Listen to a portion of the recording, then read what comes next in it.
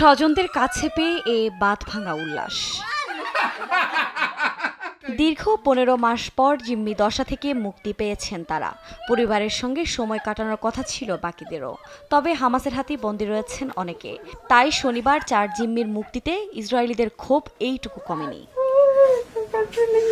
Netanyahu শুরু থেকেই গাজায় যুদ্ধবিরতি ও জিম্মি চুক্তি নিয়ে টালবাহানা করছেন, এমনটাই দাবি করে রাজপথে নেমে বিক্ষোভ করছেন ইসরায়েলিরা। আটকদের দ্রুত মুক্তির দাবি জানিয়ে তেল আবিবের রাস্তায় নেমে আসেন বিক্ষুব্ধরা। তাদের দাবি, নেতানিয়াহুর একঘেয়েমির কারণেই এতদিন জিম্মিরা বন্দী ছিল। এমনকি বেশ কয়েকজন জিম্মির মৃত্যুর পরও পুরোপুরি চুক্তি না করায় ক্ষোভ প্রকাশ করেন অনেকে। এই মুহূর্তে নেতানিয়াহু এই স্বাক্ষরিত চুক্তিটি সম্পূর্ণরূপে বাস্তবায়নের জন্য প্রতিশ্রুতিবদ্ধ হননি।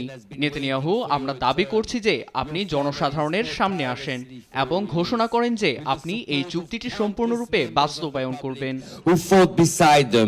এ সময় বাকি জিম্মিদের নিয়ে নিজেদের উদ্বেগের কথা জানান বিক্ষোভকারীরা।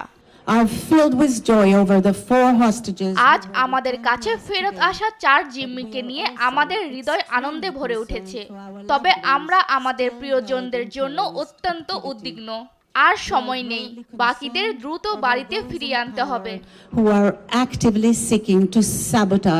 এদিকে 200 ফিলিস্তিনির ইসরায়েলি কারাগার থেকে মুক্তি পাওয়ার পর বাঁধ ভাঙা উল্লাসে মাতেন পশ্চিম তীরের মানুষও। কাতার, যুক্তরাষ্ট্র ও মিশরের মধ্যস্থতায় গেল রোববার গাজায় যুদ্ধবিরতি কার্যকর হয়। প্রথম দফায় 3 নারী জিম্মিকে ছেড়ে দেয় হামাস। যুদ্ধবিরতির প্রথম দিনেই 90 ফিলিস্তিনি বন্দীকে মুক্তি দেওয়া হয়, যাদের সবাই নারী ও শিশু।